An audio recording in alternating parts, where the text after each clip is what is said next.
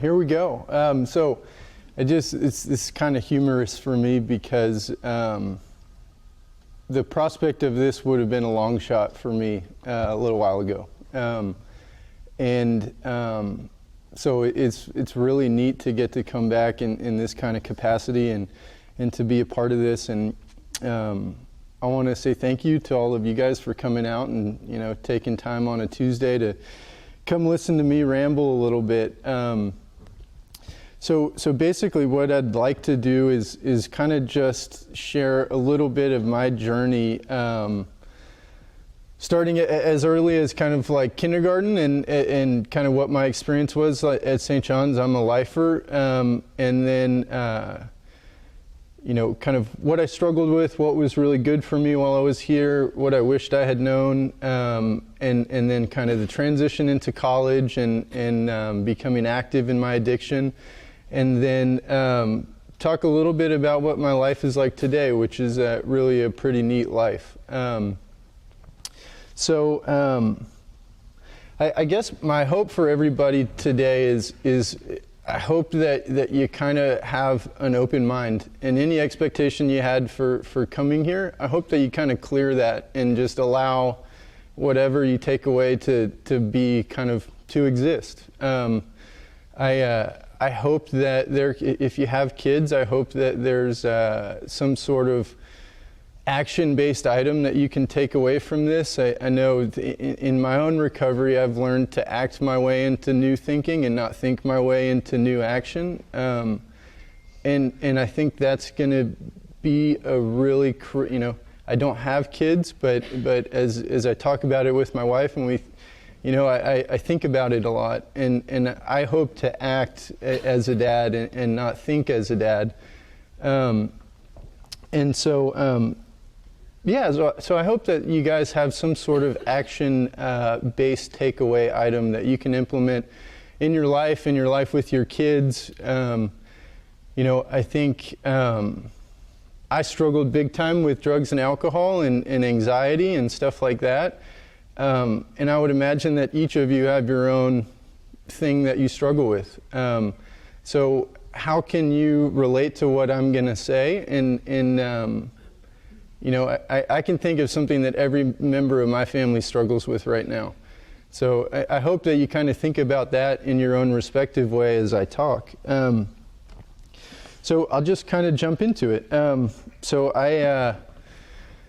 I grew up here in Houston. I have mom and dad who are still married. I have a brother and a sister, both of which went to St. John's. My brother didn't graduate from here, but I'm the youngest of the three.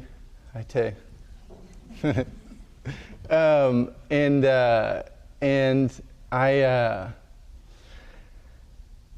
So I started out at kindergarten at St. John's. I went to Pooh Corner before that.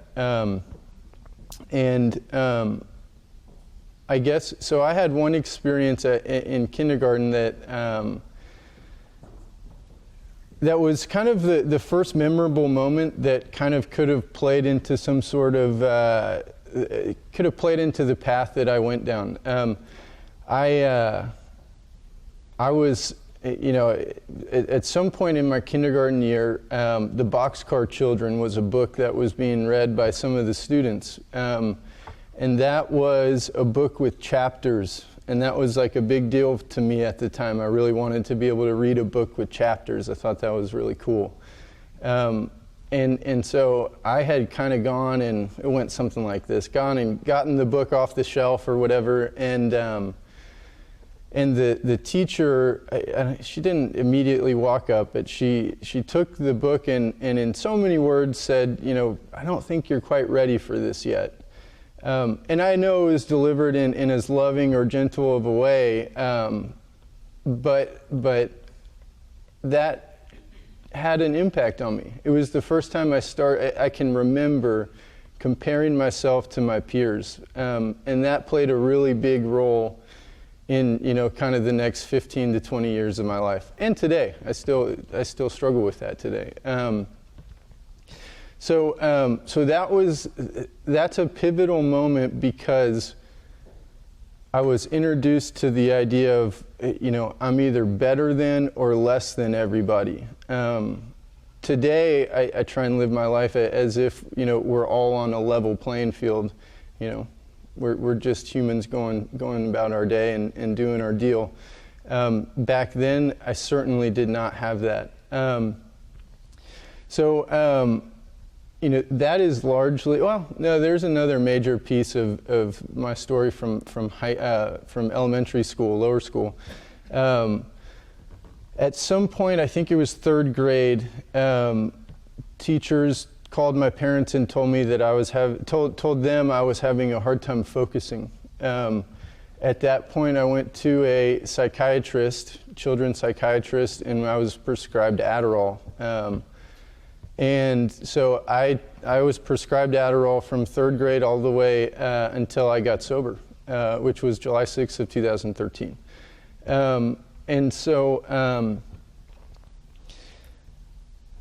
What I took away from that is I can take a pill to fix a problem.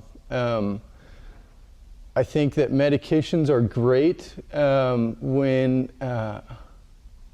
medications are great. They are invented and implemented for a specific purpose. I don't think that, I wish that I was not prescribed Adderall in elementary school. I know that that's probably a big topic of discussion for you guys as parents. And there are other ways to deal with that kind of thing. They require work, and I do a lot of mindfulness stuff. I do some meditation to slow myself down. I have some coping skills and strategies that when I'm getting distracted at work, I can step away and kind of identify and name and honor that that's happening in my life. And that stuff doesn't work as well as taking a pill, but I don't have to take a narcotic every day to focus at work. Not saying that Adderall isn't, or any of those type of study drugs aren't important or necessary for some people, but I think I could have navigated my life without it. And that's always I would always rather go down that road today. So those are kind of the two major things from my elementary, lower school experience.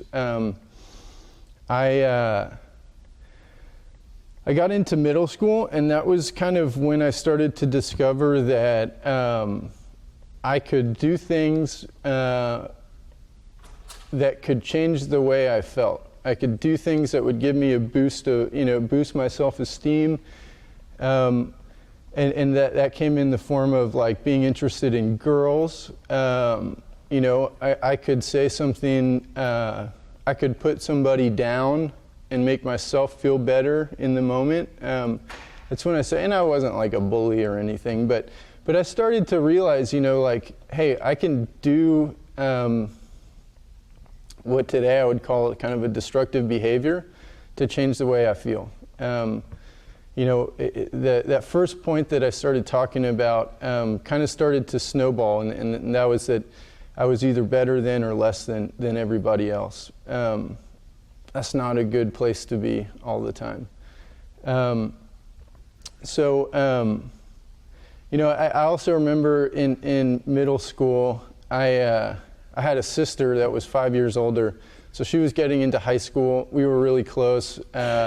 We had our rooms connected, and I was always bothering her and all that stuff. I really looked up to her, and I remember when I found out that she had been drinking as a high school student, and I was like mortified. I was so upset. And I remember kind of like, I'm never gonna, we had this discussion, where she didn't want me to tell mom and dad, and I was, like, okay, but I'm never doing that, and I don't believe, all that kind of stuff. So at that point, I had a set of values, right? I said, I'm not going to drink. I'm not going to do this. No, I don't support you in doing that. So I was also trying to set a boundary with her. I was doing all sorts of healthy things that I didn't realize at the time. But I all that changed. So that's going to be something I talk about as I get into the addiction piece of like, I set a boundary for myself and then I cross it, and then I reset that line and then I cross it. So that's kind of the first time that I remember kind of setting a boundary that I would then break. So I think, I haven't mentioned my parents yet. I know some of you know my parents in this room, and so I'm going to talk a little bit about them. And I just really hope and ask that you pass no judgment on my parents. They loved me to death then, they do today, and they did the absolute best that they could raising me. But I reacted to certain things that they did or didn't do differently than my siblings. All of us as their children are different and have different needs. And so I just want to say that so I feel like I can speak freely about what my experience was with them. So my parents were pretty controlling. My mom, was very concerned with kind of the image and the way that we represented the family and things like that. In as what I think are as silly ways as like having to tell the lady how to cut my hair. That showed up in all sorts of ways. That's just one silly little example. But, if I wanted to have my hair in a certain way, like that wasn't okay. So I share that just because there were a lot of things that where I would have kind of enjoyed or appreciated some creative freedom or whatever that weren't really allowed. So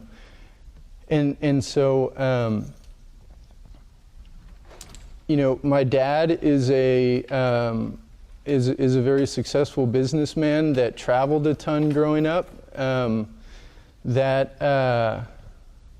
When he was around, he loved me and was there, but then he wouldn't be sometimes. We had a full-time nanny that lived with us, and I loved her. She was great. So I just want to bring my parents into it a little bit. I'll get into that a little more.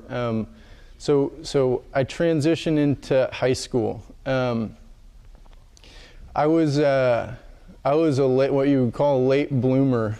So I was like probably like 5'4" and weighed about 120 pounds as I went into my freshman year of upper school here. And for somebody that is either better than or less than everybody else, that was a challenge for me.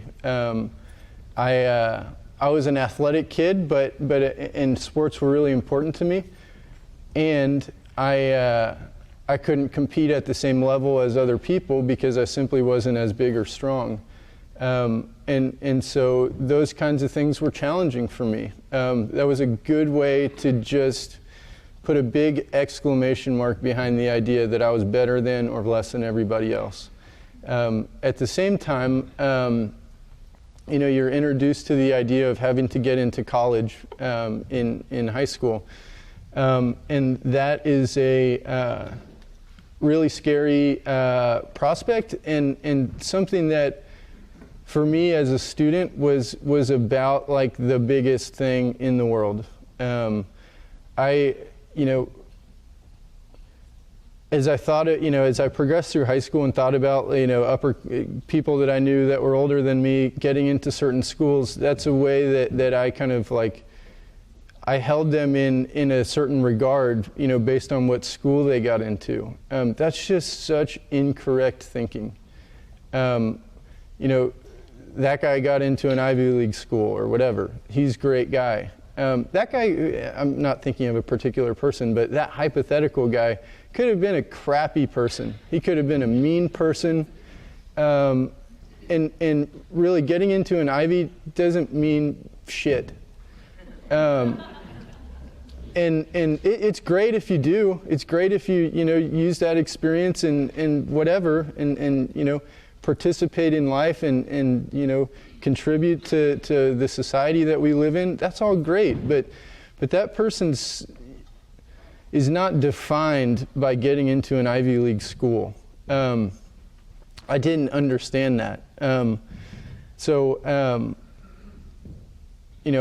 my freshman year, I start to think about, do I want to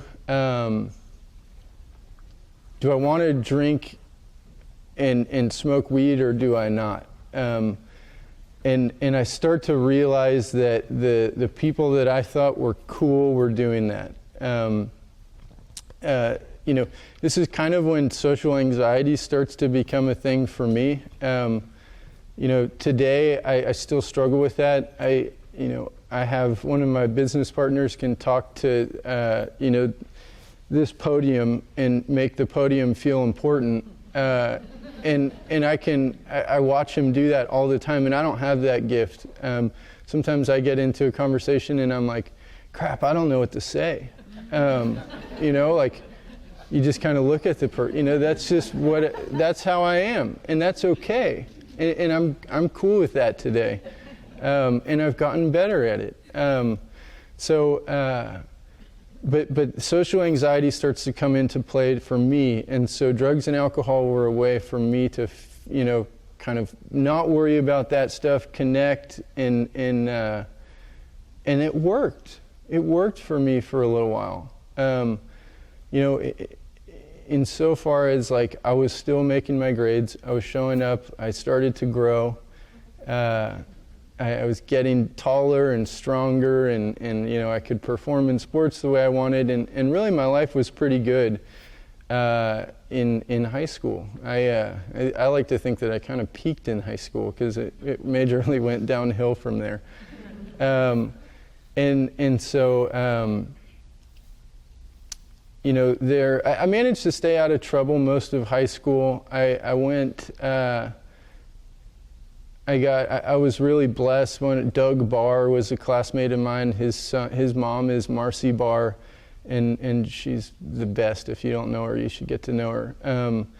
She was, I think she's still doing it today, but running all the community service stuff. And that really had a big impact on me. That's when I started to have this, realize that I loved helping other people and working with people, and I think that a lot of that comes from, I had a lot of shame around being from a wealthy family. I don't think my siblings responded to it in the way that I did, but I was embarrassed to get dropped off in a Mercedes and all that kind of stuff. And I can't tell you why, but I was. And so I think that's why I started to connect so two things. I found that working with other people kind of helped, mitigate the shame around that. And the other thing was doing drugs and alcohol was a way for me to rebel against that. And so it was a way for me to define myself. Like, I am not that. And today I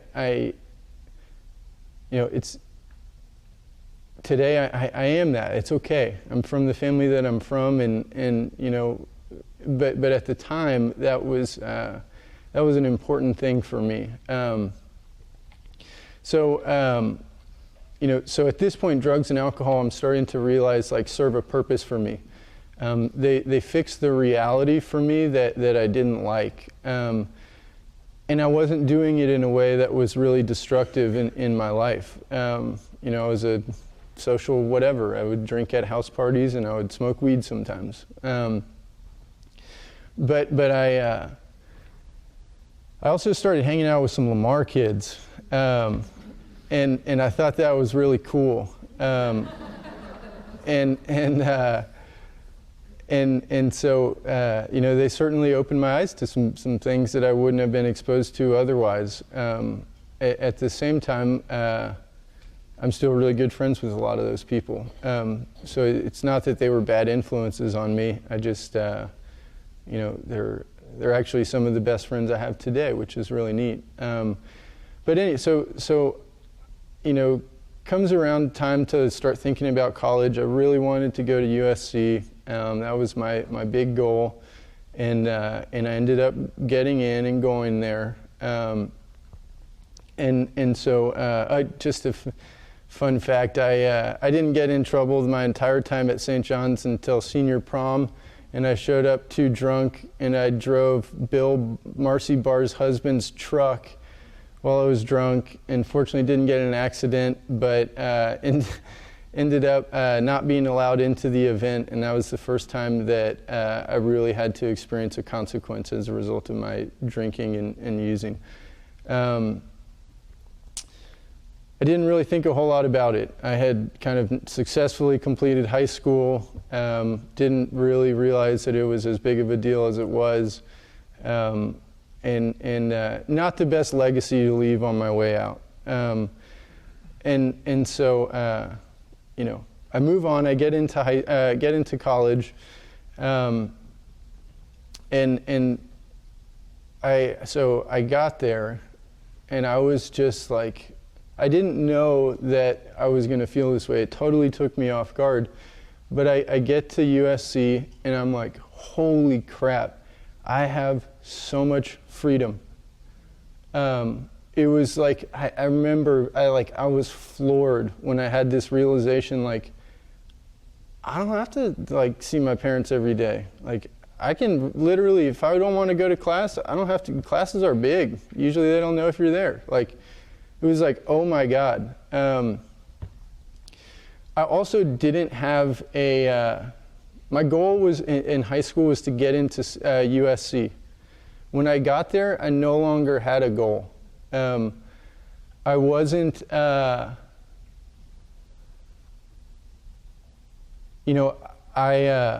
guess this is a really important piece of my story. I was in the business school as a finance major, and I did that because I thought that's what I was supposed to do.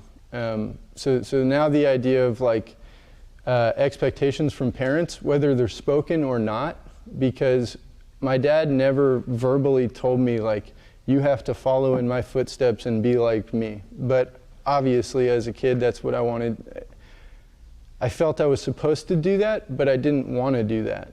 And that was really challenging. That's still something that I struggle with today. Am I making my dad proud? He can tell me that he's proud of me, and that's still not enough. But that was a really important thing because they were non-spoken, nonverbal expectations that I put on myself. And now I'm in this place with all this freedom, not having, working towards something that wasn't true to me in my heart. I would see people that were, 3 or 4 years older than me graduating and working at investment banks and all this stuff, and that's the track that I was on. And I was like, that sounds like the worst thing in the world to me. I do not want to do that. I developed a major love for the outdoors, and did a lot of mountain biking and skateboarding and stuff in high school, and at the time, if I could have been free of all fear and just followed what I would have loved to do then, probably would have been to pursue a career in that area somehow. But for me, I was programmed to think that wasn't okay. So now I have all this freedom.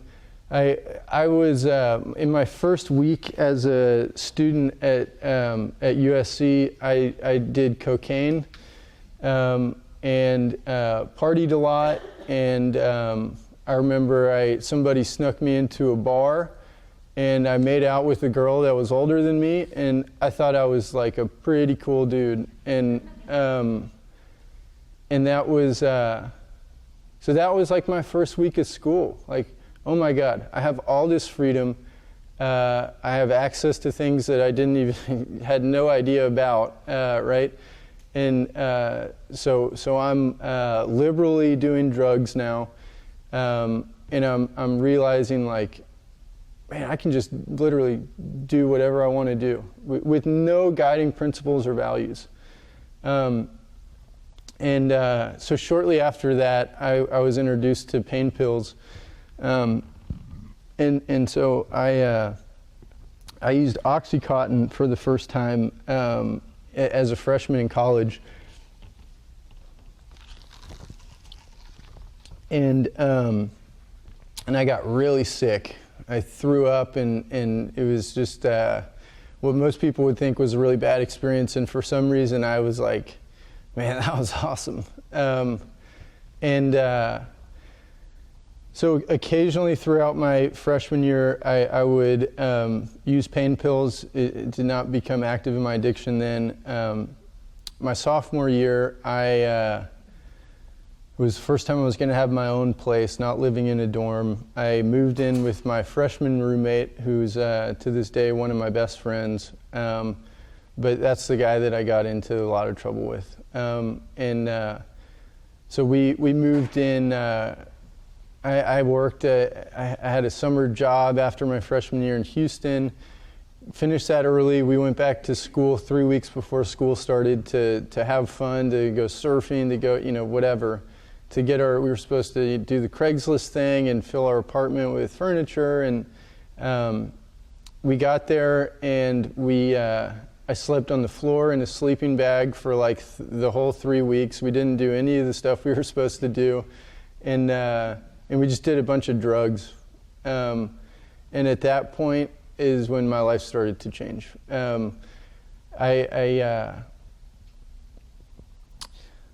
Fast forward like a month or two, we continued doing these drugs, and my roommate decides he needs some help, and he goes to the school and he says he needs to go to a detox facility. And I'm like, oh crap, I can't tell anybody about this. At this point, I was feeling physical withdrawals, so I had done those drugs enough that I felt awful without them.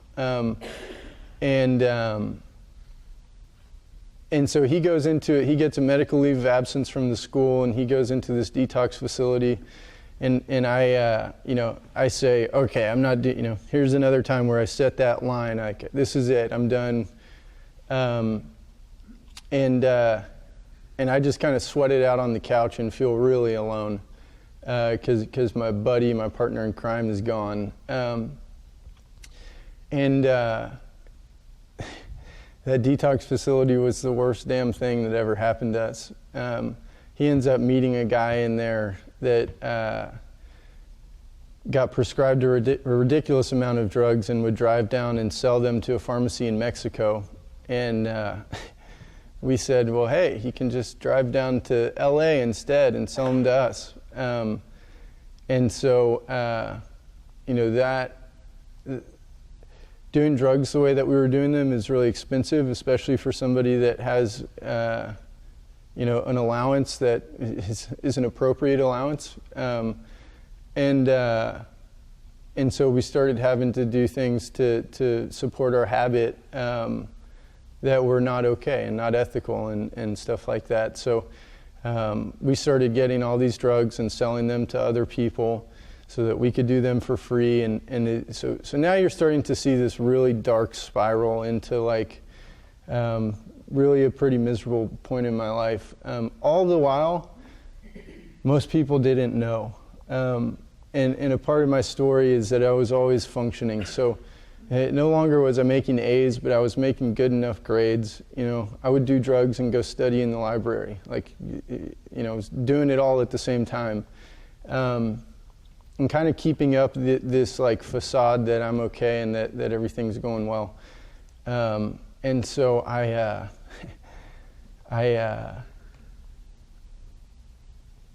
let's see, what do I get to a place where I'm having to, so again, a major part of this dynamic is that I've never felt safe enough to have a discussion with my family about what I want to do and the trajectory that I hope my life goes in. And I think that, if there's a shortcoming on my parents' place, it's that I didn't feel safe enough to do that. And my mom would say, well, honey, you could have just talked to us, like that's what she would say, and that's what she said when I was in treatment, when I ended up in a treatment program. And I was like, I was so bummed when she said that. It was like, can you realize that what you intended to happen is not what actually happened? And just because you thought you were showing up in a certain way, you weren't. And can you just acknowledge that, like, that was our reality? And today, I think she still can't acknowledge that. And I'm okay with that. But that's come through a lot of therapy and a lot of help. And I'm a part of some really cool, I'm a part of a really cool community of guys that we support one another through our journey in recovery. And so today I'm okay with that. At the same time, I love my mom to death. So, we're all flawed.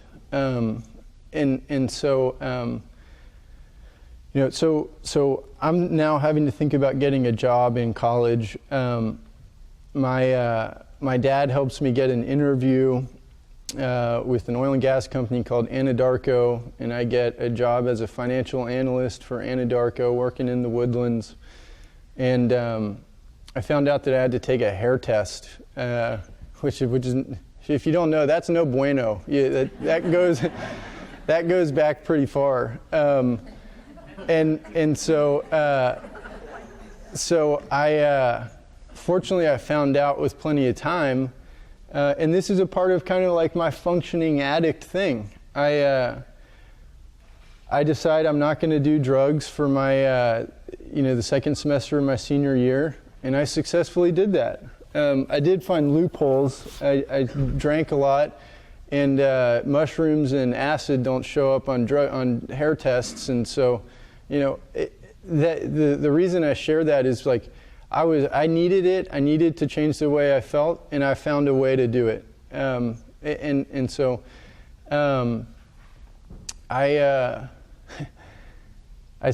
successfully don't use drugs for my second semester, and I pass the hair test, and I start working this job, and I'm totally miserable. I'm kind of like, when I moved back to Houston, I couldn't believe, this is so far from the life that I want for myself. I don't have anybody to share this with. I don't have anybody to talk to about this. In that time, Oxycontin, the drug that I was doing, became really hard to get. Part of the opioid crisis is starting at that point. And so they kind of changed the formula of the drug so you can't abuse it, and you can't really find it or get it anymore, and if you can, it's way too expensive. And so heroin is a good alternative, a cheaper alternative that's accessible. And so I say, well, I can do that. It kind of does the same thing, and I say, I set this line, but I'm not going to, do it in this way or whatever. Well, I crossed that line, and I ended up being an IV heroin addict that is shooting heroin in the bathroom at work while working at Anadarko, in a job that I hated. In really just a really low point of my life. So my family has an intervention, and they find out that I couldn't keep, it's the first time I couldn't keep the facade going. When I was doing the Oxycontin in college and stuff, I could come home, I could be around my family, and they never really knew the difference. I could just show up in a way and pull it off. I no longer could pull it off. So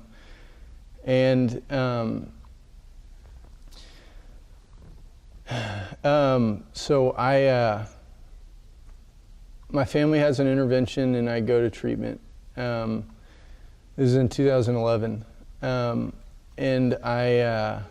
if you remember, my sobriety date is in 2013. So I go to treatment, and I go to a treatment program in Utah for 30 days, and then I transition to kind of a step-down aftercare program in Colorado for 3 months. I had a life-changing experience. I started to realize that for the first time I was surrounded in a community of like-minded people.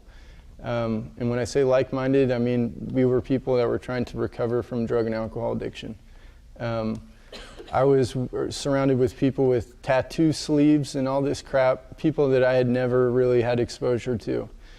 And that's the first time I started to realize that, right, that I'm either better than or less than.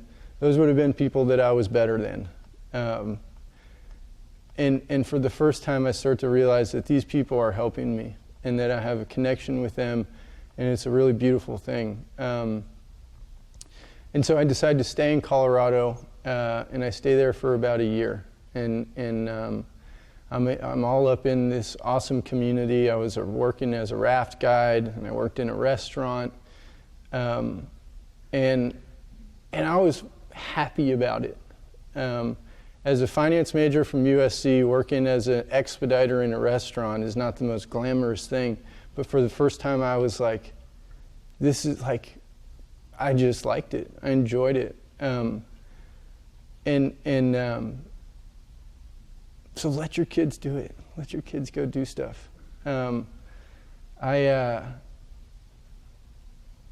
I then decided I need to get a professional job, right? No longer was that acceptable to me.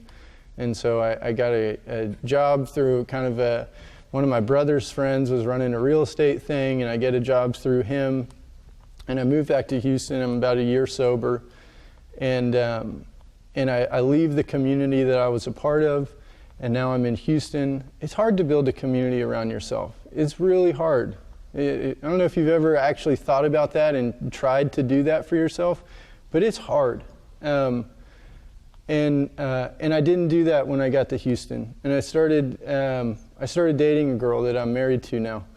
But she didn't understand addiction and all that stuff, and I wanted to have this normal life like my peers and go to the bars, and so I thought I could drink but not engage in the other stuff, and I started drinking and successfully pulled that off for about a month, and then I went back to the drugs, and I started doing all this stuff behind her back.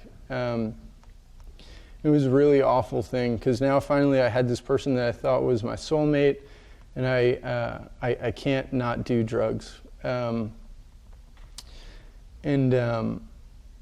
so I at this point it gets worse. So not only am I shooting heroin, I'm also shooting cocaine, it's that will deteriorate your health really fast, much faster than just heroin. So I weighed about 30 pounds. I'm already kind of a skinny dude, and I weighed about 30 pounds less than I do now. I just looked awful, and I just came clean to the people that were around me that I loved, and I told my dad, and I told Kat. And I don't know if this was the best decision, but I managed to pull it off. I said, I'm just telling you guys this because I want you to know I'm not going back to treatment. I refuse to go. I made enough money to support myself, and I said, if you guys are going to draw a boundary, then draw it, but I'm not going to treatment. And so I got plugged into an AA community here in Houston, and I got sober through AA. And I went to AA meetings at least once a day for kind of the first year of my sobriety, sometimes twice, and it changed my freaking life. So on July 6th of 2013 was the last time I sat in a CVS parking lot and shot cocaine by myself in my car, and that's the last time that I used.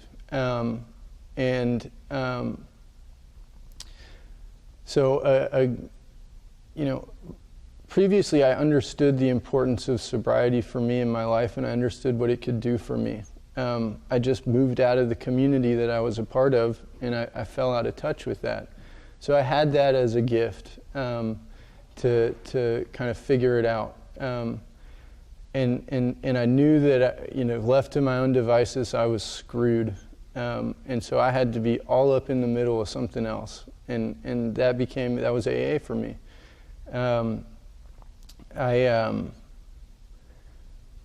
About 6 months into my sobriety, a guy by the name of Jameson Monroe, who some of you might know him, he went to St. John's at one point.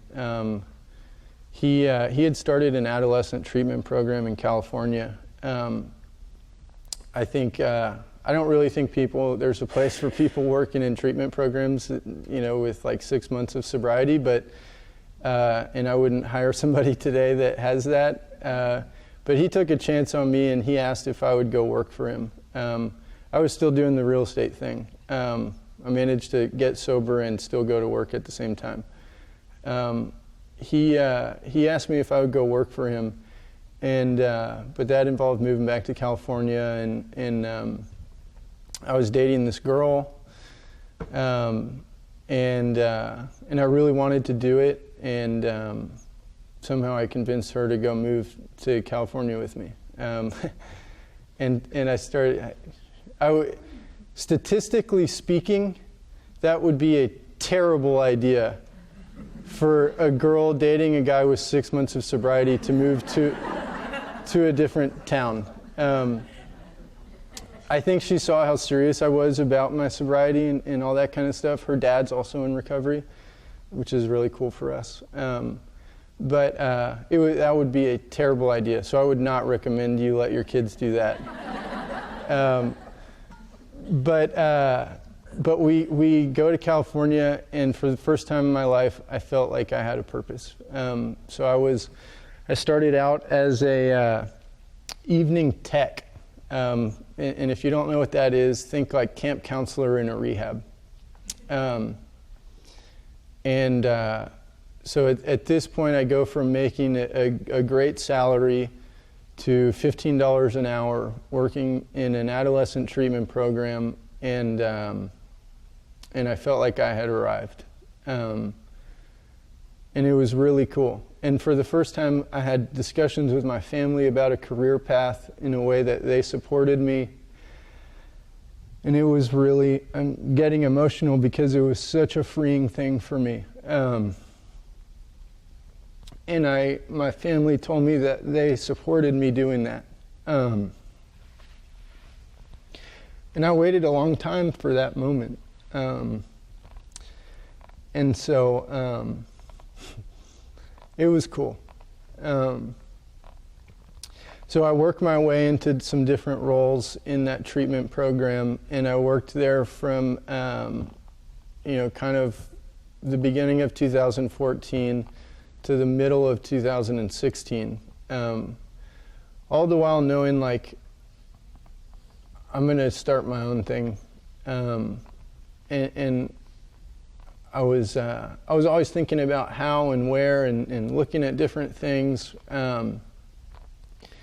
Met some people in the industry, and got together with a group of really cool people today that I get to work with, and did, had this crazy freaking idea. So we bought 85 acres in Driftwood, Texas. It was a bed and breakfast. It was called Ula Bean. It was a bed and breakfast and wedding venue. And we turned it into an 18-bed drug and alcohol treatment program. And today we have 44 people that work there. We hired a power couple from the Menninger Clinic, a guy named Brad Kennedy that that built a program at Menninger called the Pathfinder program. A guy that I went to USC with is a guy that I kind of got sober with, and he worked for another treatment program in California, and we became best friends. He's one of my business partners today. And it's a really cool thing. I'm still very much a part of both the sober community that I was in Houston. I learned from my experience and kind of how to build that for myself in another place, and I have that in Austin today. I'm really fortunate that the two treatment programs that I went to in 2011, the guys that run and own those programs are both mentors of mine today, and I spend a lot of time on the phone with them. One of the guys was just at Driftwood yesterday with me all afternoon. And I don't know how to do everything, and that's cool. That's totally okay. With Driftwood, we decided we could there is no best treatment program in the country. There's all sorts of different treatment experiences, and they're great for, different types of people. But we decided we could provide the best treatment program that we could provide by emphasizing a healthy place to work for our staff members. So our number one goal at Driftwood is to take care of the 44 people that work there. So to make it a challenging, a rewarding, safe place to work where they know it's okay to screw up. We can sit down and talk about those things and learn from those things and be better as a result. And it's about the coolest thing I can think of. It's really busy and it's a ton of work, and I get really stressed out, and I had some anxiety about coming here because I have a lot going on in my professional and personal life right now, and I couldn't be happier that I'm here, by the way. But it is really cool. So we also have an aftercare program in Austin with 15 beds. We call that our community integration program. And what that is basically a way to provide long-term treatment for folks. So 30 days, if you have a kid that needs to go to treatment, don't send them for 30 days. It doesn't work. It has to be longer. So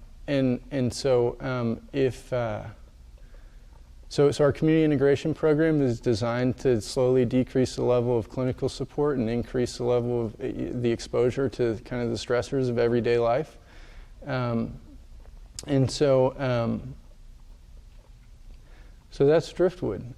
We get about a little over half of our people transition to our aftercare program. So we get half of our clients through 90 days of treatment, which is awesome. Today we've had about 300, a little over 300 people come through Driftwood now.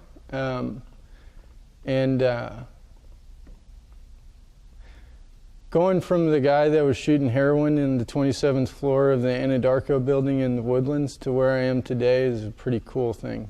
And it's against a lot of odds. And the only reason that I've been able to do that is the ability to ask for help.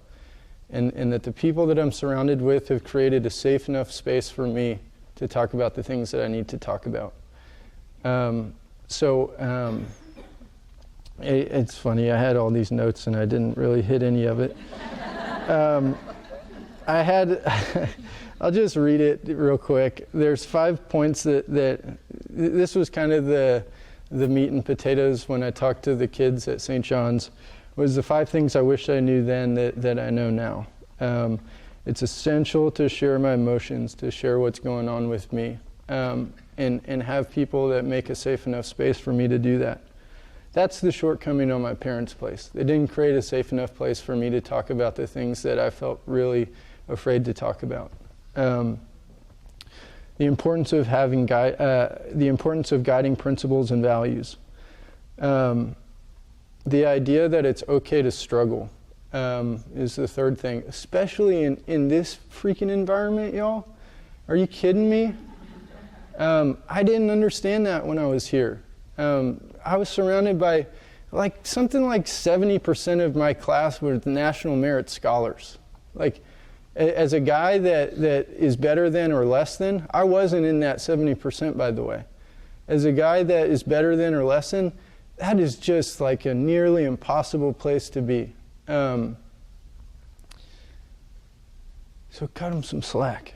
If they don't get into the Ivy, it doesn't matter. I have, and in fact, virtually everybody that is in my circle today didn't go to an Ivy or didn't go to USC, and they live an amazing life where they help other people, and that's what it's all about. Sorry, I'm preaching. The fourth thing is that growth happens in moments of adversity. So everything that has happened to me that I thought was the worst thing in the world at the time has been one of the best things that's ever happened. I mean, the guy on the 27th floor of the office building that then got intervened on by his family, I don't think he could think of anything worse than that in the moment. And today I have this beautiful life. That is very all over the place. It's not seamless by any means. And then the fifth thing is that it's critical to be a member of a community. I had that at St. John's without really realizing it. There's a lot of high pressure and all that kind of stuff. But I have some really amazing friends, the teachers here, the faculty, the sports teams. I didn't realize at the time that I was a member of so many important communities, and that was the reason I was successful at St. John's. When I transitioned to USC, I didn't have that. I had all this freedom, right? And I was running around with a knucklehead that we were doing cocaine all the time and stuff. I love that guy. He's still one of my best friends today. And today I'm a part of a member of many communities. And so, something I emphasized to the students was like, in a community, it's a black and white thing. You're either in a position to give or you need to take. And there's no middle ground there. So, and for me, that's a part of my principles and values. Am I somebody that, at this moment in time, can I give to somebody that's in my community, or do I need some help? And do I need to ask for help? And do I need to take from the community?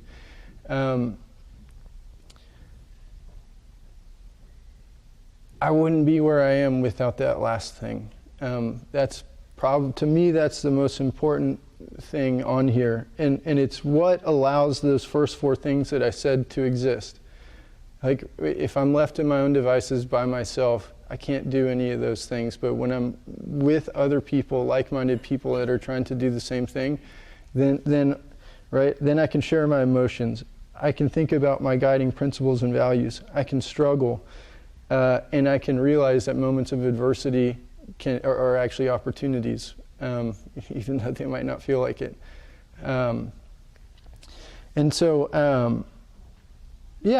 think that's a good place to stop. I'm sorry I talked longer than I wanted to, but I got to a place where I couldn't leave parts of. I had to keep going.